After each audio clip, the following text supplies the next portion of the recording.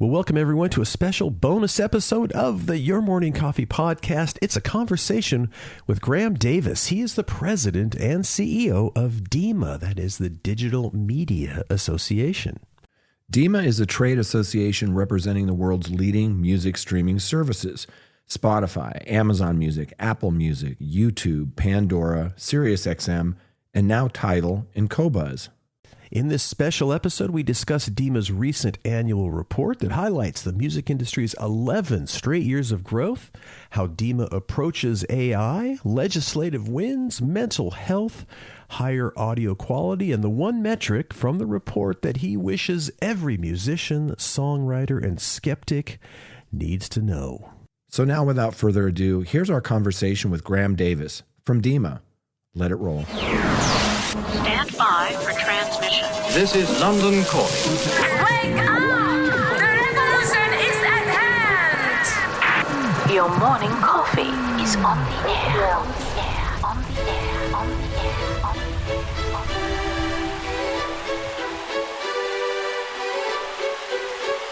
Standing by.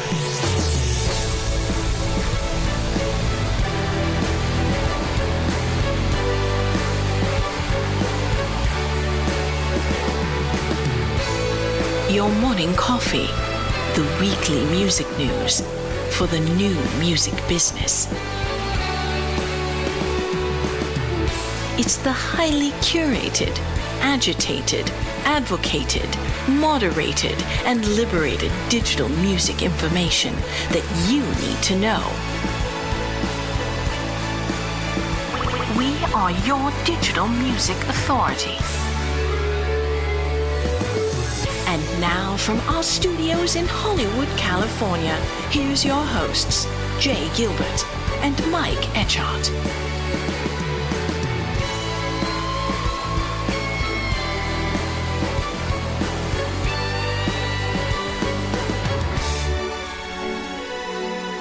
Graham Davies, good to see you, my friend. How are you? Good to see you, Jay. Yeah, I'm great. Excellent. Thank you for joining us today. So for our listeners with no prior knowledge, DEMA represents DSPs, digital service providers, Spotify, Amazon Music, Apple Music, etc. How do you describe what DEMA does when someone asks you at a dinner party? So what I say is that DEMA is the voice of music streaming. I go a little bit further and say, well, what does that mean? So I say that we advocate for the great work our members do to governments and industry around the world. We tell the story that our members have built a streaming economy that's now, I think, over 22 billion in revenues, and that that's really restored value to the music industry. You were a music industry executive before leading DEMA, Graham. What was the moment that made you think the streaming model could actually work, that it wasn't just another format? Thanks, Mike. Yes, you're right. Music industry executive, which kind of is implying that I'm old, which is true. I was not going there. I'm just saying. I'm happy to go there. I am. And the reason I say that is that I think my response to that question would be sort of perhaps one on a sort of personal front as a consumer and one as an industry exec. And so I think as a consumer, I was a consumer pre-digital, as if I might be so bold, I think both of you were too. Yes. And so I think as a consumer, going through the replacement of vinyl to CDs and then to the piracy, just on a personal front, I could see that streaming was going to give, more so than downloads, was going to give the kind of access that I would want to music when I want it. So I think that from an industry perspective, because again, I'm old, I was actually working at PRS to Music, which is the Performing Right Collecting Society in the UK, pre-digital, and then with the advent of digital. And I think that kind of moment of importance was the fact that we had a legitimate, we had services, our DEMA's members coming to the industry wanting to be fully licensed, wanting to get licenses and create a revenue stream that could replace, the decimation that was happening to the value of music from piracy. So I think on those two fronts, to me, it was really evident that streaming was important and was going to be successful. I was wrong about it, Graham. I remember back in the day when they were talking about this celestial jukebox, and I was saying, no one is going to want to rent their music, right? They want to own it. If they don't pay their bill, they lose their. I didn't think it was going to work, and it has really worked. 11 straight years of growth. There was a time when the music industry was on life support. What's sort of your honest version of why streaming saved it, and what role did piracy play in forcing the industry's hand? Yeah, it's a good question. I think in terms of that growth, what you're talking about there is that the recorded media revenues now are 31.7 billion. Yeah. And of that, roughly 70% has come from streaming. So that growth that we're talking about of 11 consecutive years has been driven by streaming. I think that's important. As to forcing the hand, I think it's more that, perhaps to build on my earlier point, which is that DEMA's members have brought forward services that consumers want. I think what we can say, and again, this was from myself, a consumer, if you give them a product that they want, which is really good, they're prepared to pay for it. And I think that from an industry perspective, I'd kind of build on it again, is to say that, it was really clear that there was an opportunity here to kind of build out an industry. And that if there's a forcing of the hand, it's the fact that the consumers were clearly wanting it. And we see that now. I mean, if I can, if people are interested in the work of DEMA, we put a lot on our website. We just published our annual report with latest consumer research. And for another year, we've got consumer satisfaction in the high 90s. I think that is extraordinary. With Russ Krupnick, who I know is a good friend of you guys, says hi. He's close to kind of tracking this kind of satisfaction across other industries, and the music streaming consumer satisfaction ranking is amongst the highest that we can kind of find. And I think below that is, well, what's driving that satisfaction? It's value for money is coming through very clearly. 60 to 80%, depending on which country, sort of say that the value for money is really good. And then there's things like discovery, connectivity, portability.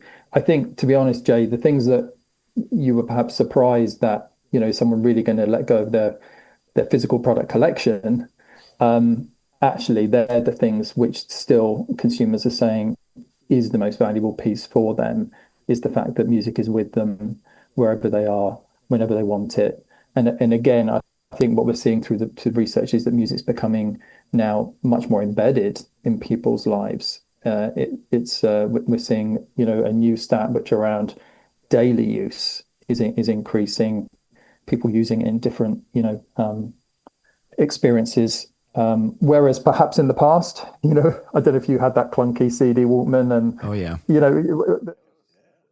we went through and the MP3, and having music with you was always an option, but it wasn't as easy as streaming has made it. Yeah, for sure. Your data shows paid subscribers spend 27% more on recorded music than they did 5 years ago, and they're buying more vinyl, more concert tickets, more merch. Back in the day, critics used to say streaming would cannibalize everything else. And what would you say to that sentiment now? I'd say don't listen to the critics, Mike. Where would we be if to listen to the critics? No, I think this is a really interesting observation. And that, again, if we kind of go back to, piracy had cannibalized physical product, right? So streaming, I think hopefully the critics would agree that streaming cannibalizing illegal peer-to-peer file sharing was a good thing. So that's the start point. We kind of always have to kind of track to, not pre peer-to-peer file sharing, but since peer-to-peer Yeah. file sharing, there's been this cannibalization. But to your point, streaming has grown and sat alongside other ways to engage in music. And I think increasingly complementarily. So, vinyl as a, perhaps Jay, to your point in terms of, fan engagement and wanting to connect in a different way and some further identity and a different listening experience by vinyl. I think vinyl's grown pretty much every year of this period that we're talking about and is now over $1 billion a year globally. That's great. Broadcasting, I think, is always, there has been some cannibalization there, perhaps in the value piece, but actually broadcasting is relatively flat, as I understand it, in terms of revenues. And then live, I think we're seeing a really great, connection here between streaming and live engagement. Live, since the pandemic, the value of that has gone up Yeah. enormously. Live streaming continues actually to, not at the growth that it had obviously in the pandemic when that was the only way people could connect, but it's still there. But importantly, live is working in tandem with streaming in terms of people discovering music and then wanting to engage in a live experience. So I think if the critics wanted a future where consumers were engaging with music more and consumers were paying for music more, I think we can say that we've delivered on that as an industry. Streaming has been an important part of that story. Yeah. You make a really good point about this streaming being complementary. It's not mutually exclusive. It's people who stream music, they buy a lot of vinyl, they go to a lot of shows, they do all these things. It's not that that's everything shifting over there. And look, we're closing in on 1 billion paid subscribers, which sounds massive, but you're also saying that there's significant opportunities for growth.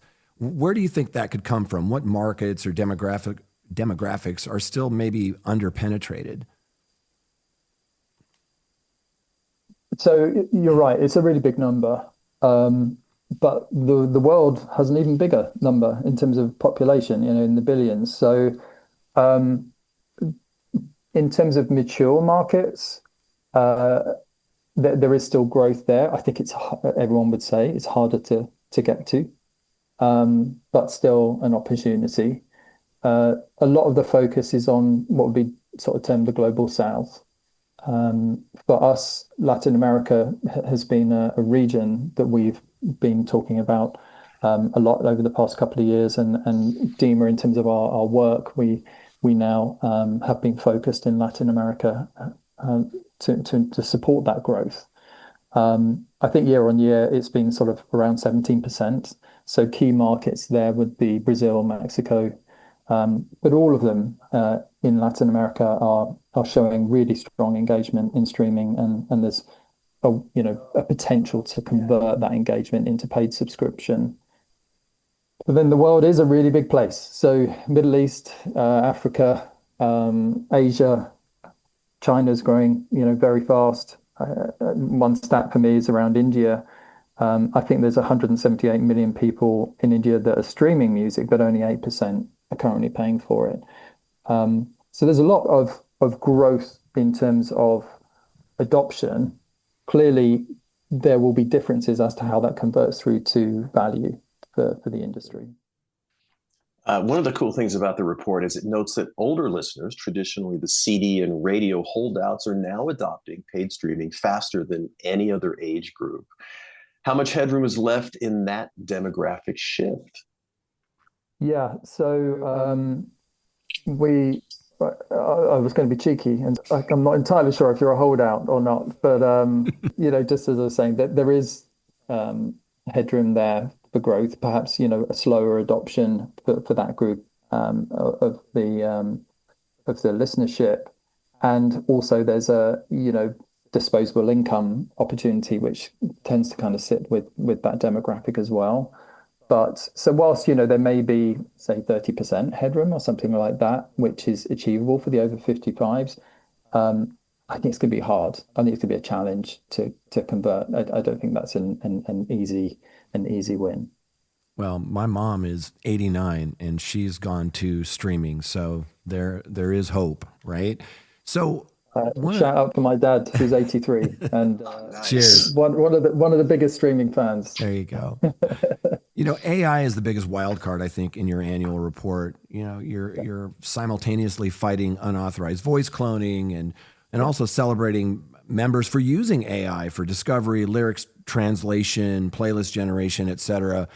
So where exactly is the line DEMA is trying to hold as it relates to AI? Yeah, thanks for this question. You're right. AI, I think, is posing an opportunity and a challenge to the music industry, probably like all industries. And from a DEMA perspective, we wanted to be really clear that our members have got nothing to gain from deceptive or harmful content. So we have been working proactively with the industry on legislation like no fakes, which has been a key activity for us. And that's where how can we get policies and practices which actually support the industry to ensure that there isn't this harmful content being put in front of the consumer, and if it does come through the supply chain and end up on the services, how can we take it down, and how can that be done whilst also protecting free speech, protected speech, etc. Yeah. So I think that where we need to be careful and ensure that there's not harm, we've been working to do that.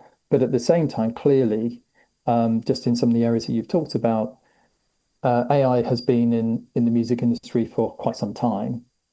And now we're seeing, greater and greater use of it and adoption of it, whether it's by creators or producers, but also, there's huge opportunities in the supply chain, which has had and continues to have challenges in terms of efficiency. So I think my main message would be the only way to kind of strike the right balance for the adoption and use of AI is through industry dialogue. So that's where DEMA, we support our members to ensure that there is really close working between our members and particularly the rights holders to ensure we get that balance right. Jay and I have talked about the No Fakes Act on the podcast quite a bit. It's been in negotiation for some time now. What's the sticking point? Is it a First Amendment question, a platform liability question, something else? What's kind of behind the scenes, what's going on? Yeah, and it's good timing because the No Fakes was just past an important hurdle in the Senate. Yep. From a markup perspective, still a long road to go, but we were pleased to be working alongside the sponsors to improve the bill, which we've been doing now since it was introduced in 2024. So this has been quite a long road to get here. So to your point as to what issues were we focused on, I think that when the bill was first introduced and it had benefited from the work of one of our members, YouTube, who had worked really closely to work on the user upload side of the uploading of deep fakes and the removal of them. So whilst there was really good work done on that type of service, what we found from a DEMA perspective is that the rest of our members, it needed some improvement and some work to really be suitable for the rest of our membership. So that space was where much of the work was. You mentioned free speech and First Amendment protected speech, very important. I think if the bill is going to pass Congress, striking the right balance in that area is very important. And so we had been working on counter notice measures. So whilst completely appreciate that if you're an artist and there's a deep fake up there, that can be very damaging to your identity and your personhood, all of those things. We fully understand that. But at the same time, some content can, be a protected use that needs that the public needs and has a right to have access to. So really difficult to get that working correctly. So that's where a counter notice is, where if someone says actually that content was taken down, but it does need to go back up, how do we do that? So that was a key feature of the latest draft of the bill. We still would like that to go further. There's a bit more work we would still like to see in that space. The other thing that we've been advocating for is one rule for the United States. So we would like something called federal preemption. So we would like this law to be the one rule that governs these matters in every state. So that's another thing that is still some further dialogue going on. Your partners, these DSPs are getting better and better at identifying, demonetizing, and in some cases actually removing AI generated tracks. How do they stay on top of all this? Is it just a game of whack-a-mole? It is a really tough challenge, Jay, as you'd imagine. I think one of the headlines that was put out, Spotify removed, I think, 75 million, what they term to be spammy tracks in the past 12 months. So, all the services are reporting, the vast volumes which can come from AI, just sending, what is not good quality content. And then obviously within that is AI as a feature as well, both in terms of AI being the mechanism to kind of generate this stuff or actually, being used to just fire content at the services. So a big challenge. All the services are working again. I have to say this is something they're working really closely with the rights holders on. Your listeners will appreciate the services are at the end of the supply chain. So, what we need is an approach which is really kind of tackling who's generating this content, who's putting it into supply chain via distributors, and then if it's arriving at the services, what can they do to use things like signal analysis, metadata, which is the data that kind of sits alongside the recording, use pattern analysis and behavioral analysis. So, as you would imagine, our members, which is the leading streaming services are very advanced technically, so that they're all deploying lots of technology and innovation to work on this. If we look down the road, Graham, let's say a couple of years, 2 years, and a listener asks their service to generate a song in the style of, let's say, a specific artist, is that a future you're trying to enable, maybe prevent, or something in between, perhaps? So I think my perspective is that what you're describing there is just innovation. As to whether that's innovation which our members develop and put in front of the consumer, and whether it's innovation that the consumer wants, whether it'll fly or whether it'll be, oh, do you remember that time when, it was a brief period when people were kind of trying that out. That's kind of my approach to it, is that the development of the products and services that the streaming services do, again, they're doing that really in close harmony with the major labels and the independent labels and the music publishers. And so there's a real strong connection in terms of what products and services can we bring that the consumer might like. Who knows as to what's going to win and what's not going to be popular. Yeah, with all these challenges, I think sometimes we have to stop and celebrate life's little victories.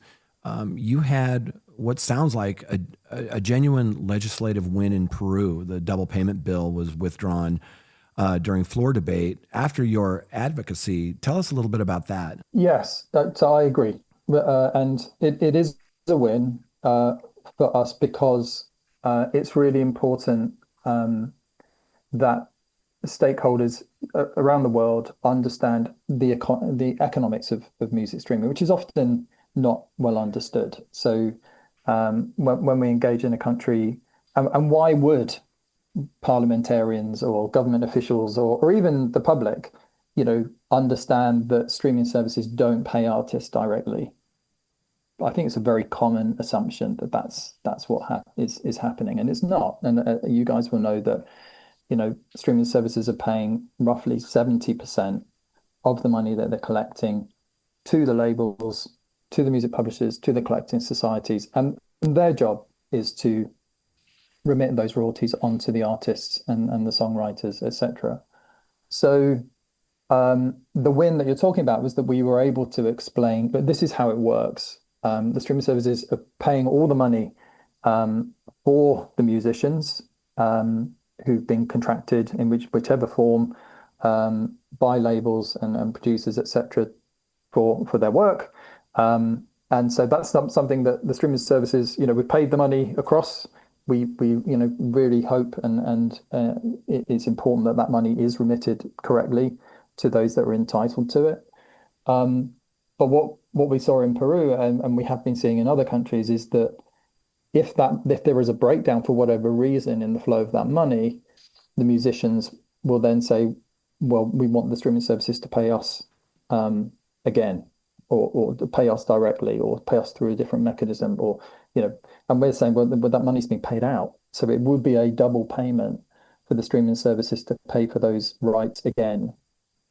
And the reason that's important is that that margin of circa 30% that the services have is actually the lowest margin of any business model in the music industry, and that's the money by which the services are able to operate and grow and invest and innovate, because a lot of the conversation today has been around that innovation. So that was the conversation, Jay, that we were having in Peru, and the reason it was a success is that we were able to kind of get that message across and people understood, and we're doing a similar activity now in other countries and hope to replicate that success.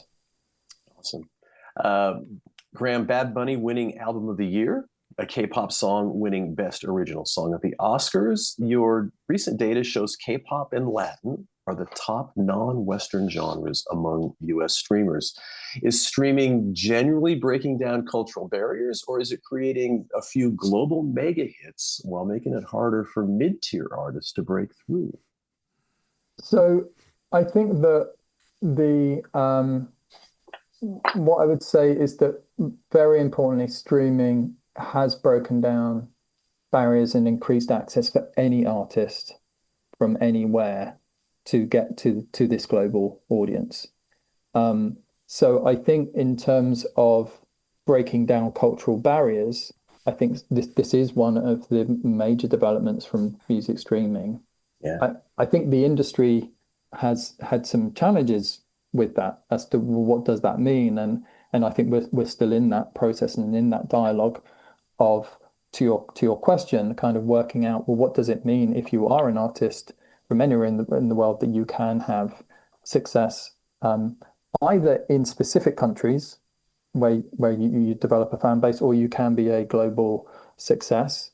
There have always been global successes even before streaming, but I do think that streaming is creating that ability to get a bigger audience across the world. So again, we've been doing research into what's important for consumers in territory, and what we're seeing is that it's very important to have access to, and our members promote music of locality.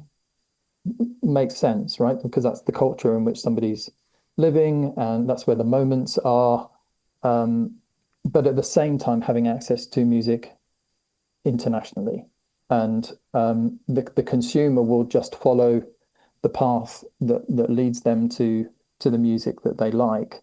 And lots of people like Bad Bunny.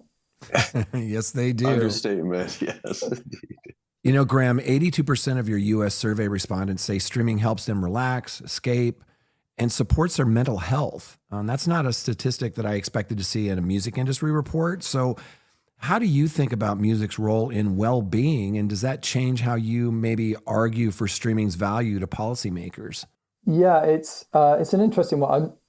We've not seen, I've not seen it as a policy topic, and for us to kind of advocate necessarily for anything on the back of that. I think it's just very interesting to this point about how music streaming is enabling, I think, music to be used in different ways than it was being used in that physical product era that we talked about. And I repeat the fact that we're seeing people coming to the streaming service on a daily basis, and it is being, music is amazing. right? I mean, it's just phenomenal. Yeah. It always has been, and I think it always will be. I'm sure it always will be. Yeah. It does, it's very hard for us to put our finger on what exactly, makes music so special and powerful. And so to an extent, I think when we say to consumers, talk to us about your streaming service, talk to us about music, what does it mean? It's just really interesting seeing how people are talking about how powerful music is. Indeed. And it can be a time machine. Speaking of it being a time machine, the nostalgia finding in your report is actually pretty interesting. 88% used streaming to rediscover familiar songs. And Jay and I talk about catalog all the time. Catalog has become arguably more valuable than new releases. Good or bad for the industry in the long term? Yeah. Again, a good question. What we're seeing is that streaming is number one for discovery. And to that message, when we were using physical product record stores, nothing against them, they're amazing and fantastic places and community that sits around those, but there was just a limited shelf life, or shelf storage capacity. So you now have the ability to find both new and catalog music. As to whether it's good or bad, from my perspective, which may be a personal one, not necessarily Dima, but I think that the future of music does need the very best of new music. We need musicians, we need a pipeline of new artists and new music. I think that is sitting alongside the amazing music of the past. And I think it will continue to do so. If I was to point out, well, what are our members doing to support that? So they, from that margin, they are investing in teams on the ground, in country, working with the music industry to find, promote, and help consumers discover new music. So there's a lot of resource and effort put by our members on that. But I think perhaps in a way the more relevant audience for that question would probably be the rights owners, the labels, the publishers, and the rest of the industry who, historically have had the job of going out, finding, supporting, signing where it's appropriate, and helping new artists get out there. So again, streaming services, you've got access. A new artist can find an audience, use social media to do their marketing, and we're really keen that in the future has a very vibrant new music scene. The report's consumer data shows 76% of people say they want higher quality audio, 72% want short form video integrated into their streaming service. So that leads to sort of a huge question here, Graham. The battle for the living room and the car, it's really intensifying. Where do you think streaming goes in the next 5 years? No pressure. So I think over the next 5 years, there will definitely be, new innovations and new products, and ways to engage in music, which I think I'm seeing the engagement level for the music streaming services to go back to, it's just incredibly high. I don't see, whilst there is this pressure of people's time and their eyeballs and their ears, etc. I think at the moment, the message coming from our research is that the consumers love this music subscription service. So I think that has a good future over the next 5 years. As to, you talked about ways that consumers may be leaning in to create music. I know that's a very interesting conversation in the industry right now as to how many music consumers will sort of become creators as well as consumers using tools and etc. Yeah. So unfortunately, my crystal ball doesn't quite do it. Well, for a last question, Graham, if you had to pick the single metric from this great report that you wish every musician, every songwriter, every skeptic would actually stop and look at, what would that single metric be? So it would be a percentage, which is 70%. Because interestingly, with the 32 billion total global revenues that we talked about, 70% of that is from streaming. So that tells the story that, people need to reflect that streaming has brought that value back to music. And of that 70%, roughly 70% is paid out by our members to rights owners, to the artists, to the musicians, to the songwriters. So I think that 70%, interestingly, this year is doing two jobs, telling two stories. Yeah. Graham, thank you so much for joining us. It's always fascinating. That report is always really well done, but it's also visually really easy to sort of get through. Where can people learn more about your work with DIMA? Yeah, thanks for promoting it. We really appreciate that. So dima.org is where you can find everything that we're doing. Fantastic. Keep Thank up the you great so work. much. Yeah, we appreciate Thanks so it. much. Appreciate it. Thanks.